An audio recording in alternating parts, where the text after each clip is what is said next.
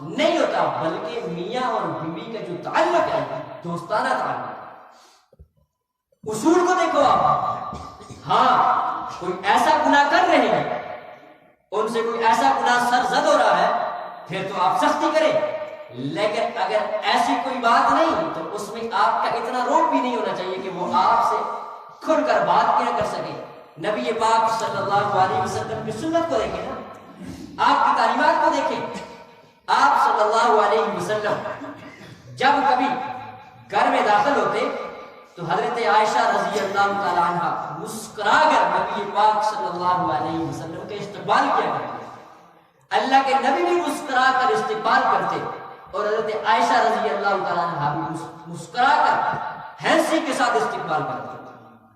آج ایک مصیبت یہ بھی ہے کہ یہاں نوجوان شکوہ کرتے ہیں کہ ہماری زندگی ٹھیک نہیں گزر رہی. بابا جب تم باہر کی ساری پریشانیاں لا کر بیوی پہ ڈالو گے تو زندگی کیسے گزرے گی؟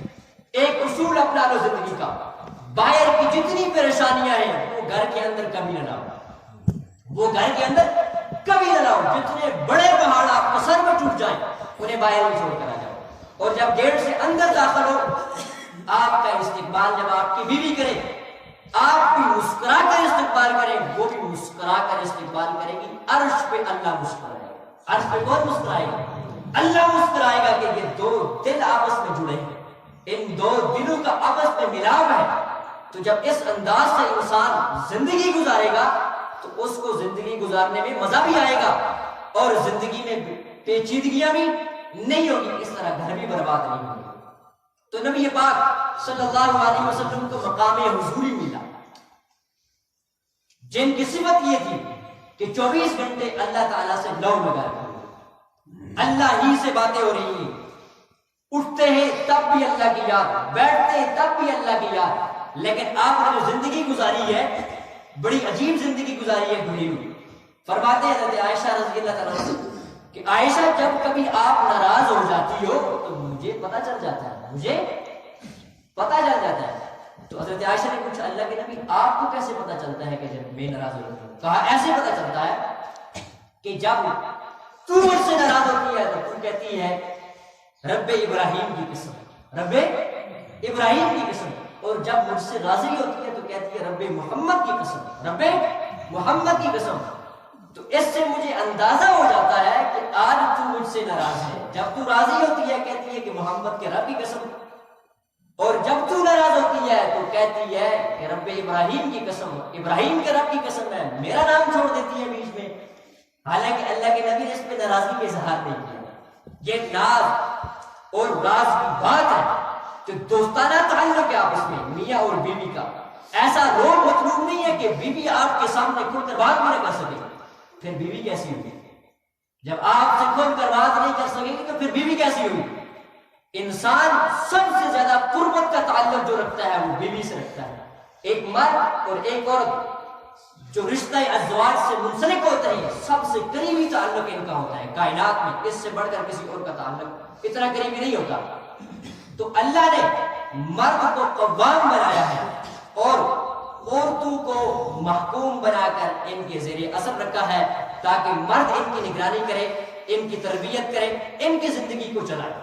اور جب کبھی معاشرے میں کوئی عورت نگہبان بن گئی، راعی بن گئی یا وزیر اعظم بن گئی یا کسی بھی منصب و عہدے پر آ گئی، وہ معاشرہ تباہی اور بربادی کی طرف کو جا سکتا ہے، اچھائی کی طرف ناممکن ہے، بڑا مشکل ہے، قرآنی اصول کے مخالف ہے. تو پہلی بات الرجال قوامون علی النساء کہ مردوں کو اللہ نے قوام بنایا ہے عورتوں پر. اور آگے عورتوں کی چند صفات بیان فرمائی ہے اللہ نے. فالصالحات قانتات، وہ ایسی عورتیں ہونی چاہیے اور ایسی عورت ہے جو اطاعت کرنے والی ہے، فرما بردار ہے، نبی پاک صلی اللہ علیہ وسلم کی تعلیمات کو حاصل کرنے والی ہے، آپ کی تعلیمات کو سامنے رکھ کر زندگی گزارنے والی ہے. حافظات للغیب بما حفظ اللہ، اور شوہر کی غیر موجودگی میں، شوہر کی غیر موجودگی میں شوہر کے گھر کی، شوہر کے اموال کی، شوہر کے مال کی حفاظت کرنے والی. اس میں دو چیزیں سر فہرست لینا چاہیے. پہلی چیز یہ آتی ہے کہ عورت اپنی عزت کی حفاظت کرے, اپنی عزت کی حفاظت کرے, یہ پہلی چیز اس میں داخل ہوگی. اور دوسری چیز اس میں یہ داخل ہوتی ہے کہ عورت گھر, شوہر کا جو گھر ہے, جس گھر میں وہ رہتی ہے, شوہر کے مال کی, شوہر کے گھر کی حفاظت کرے. جب لفظ گھر کا آ گیا تو گھر کے اندر موجود تمام چیزیں جو شوہر سے تعلق رکھتی ہیں ان سب کی حفاظت عورت کے لیے ضروری ہے, ان سب کی حفاظت عورت کے لیے ضروری ہے. تو یہ ایک تعلق ہوتا ہے میاں بیوی کا آپس میں. جس طرح انسان عام سفر کرتا ہے, اس عام سفر میں ایک امیر منتخب کرتا ہے, اسی طرح انسان کو چاہیے کہ جو زندگی کا جو سفر ہے اس میں بھی دونوں میں سے کسی ایک کو مل بیٹھ کر ایک کو امیر منتخب کر لینا چاہیے. اور اس کا تعین قرآن کریم نے کیا ہے کہ مرد امیر ہونا چاہیے. مرد امیر بنے گا تو یہ گاڑی چلے گی, مرد امیر بنے گا تو یہ گاڑی چلے گی. اور ایک بات اس میں اور بھی ذکر کر دیتا ہوں, اسی کے ذیل میں ہے.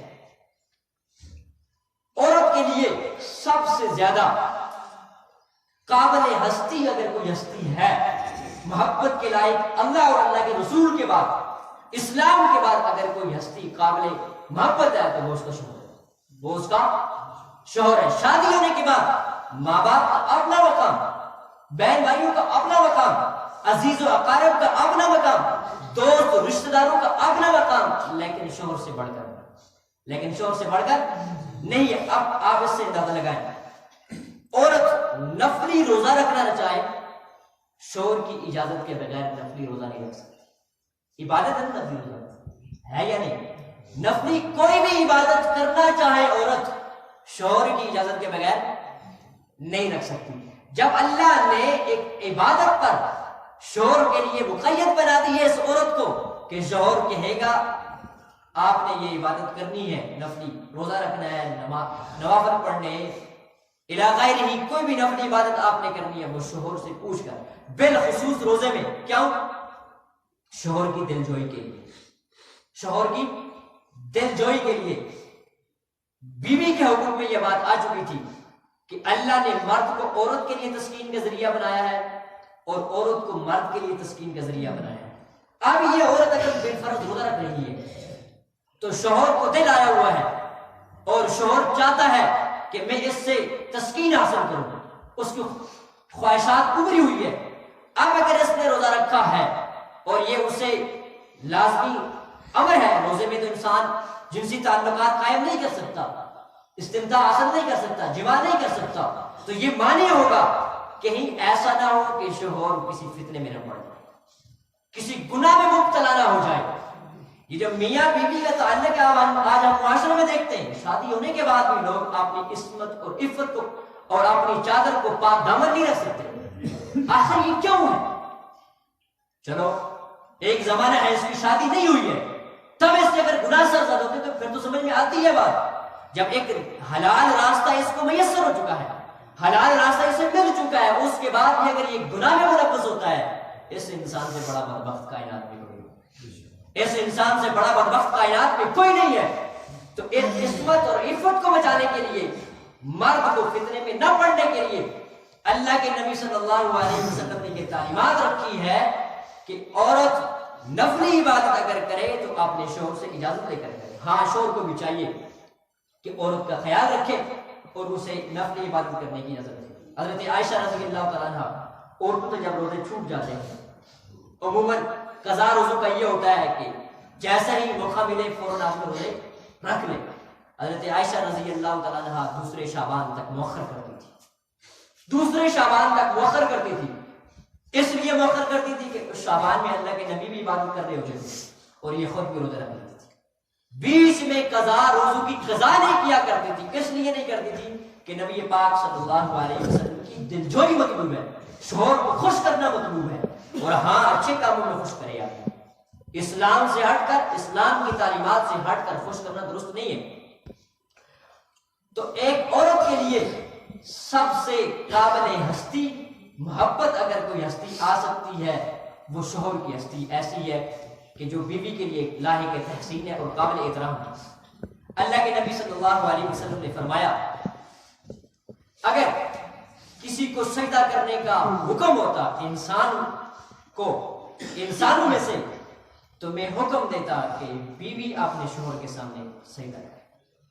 یہ اتنا بڑا جملہ ہے، اگر کوئی سمجھے شوہر کے مقام کو بیان کرنے کے لیے اللہ کے نبی صلی اللہ علیہ وسلم نے یہ بیان فرمایا. اور ایک حدیث میں یوں ارشاد فرمایا کہ جس عورت سے اس کا شوہر راضی ہے، خوش ہے، اس عورت کو جنت میں کوئی چیز رکاوٹ نہیں بن سکتی. اس عورت کو کوئی چیز جنت میں رکاوٹ نہیں بن سکتی.